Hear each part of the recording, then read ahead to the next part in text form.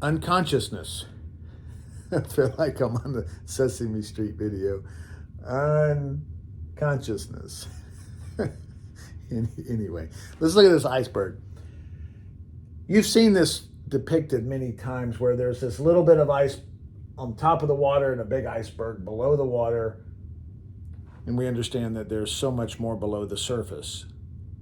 We're also familiar with that movie Titanic, where the Titanic hit this and it sunk the unsinkable.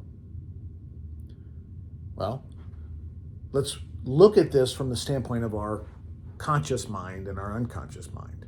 And here's a beautiful depiction.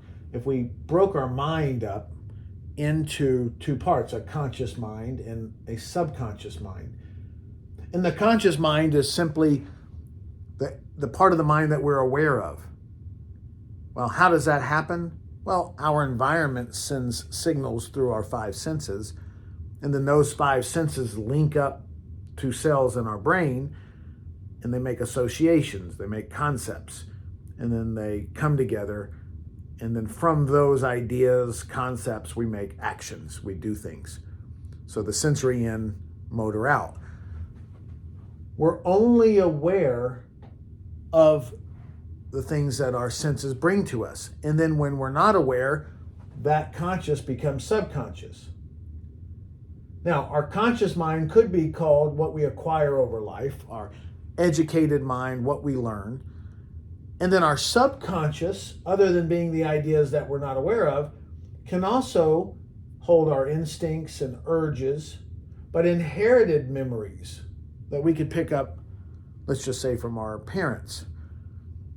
Now, why is this important? Well, under the surface is a great storehouse of knowledge that will trickle its way up, and then we become aware of it. And usually it's in the form of an emotion or a feeling.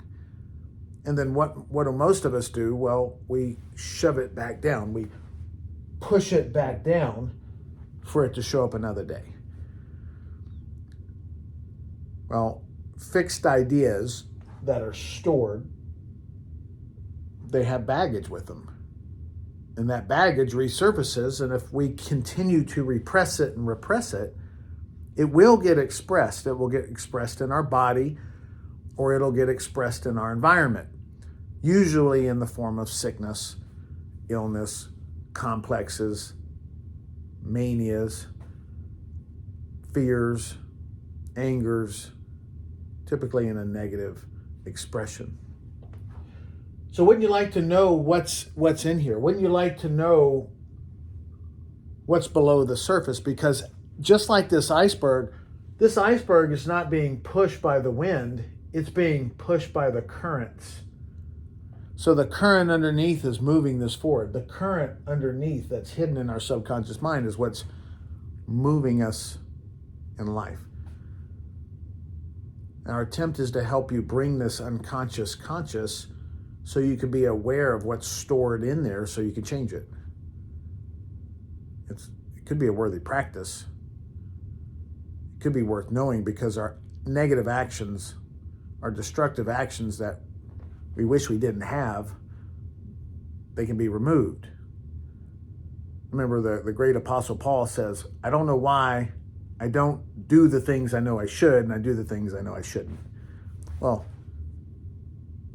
it's in the subconscious. You bring the subconscious conscious, and then you work on removing that. It's not a difficult process. It's just people aren't educated and they don't know. So if you want some more knowledge, keep listening.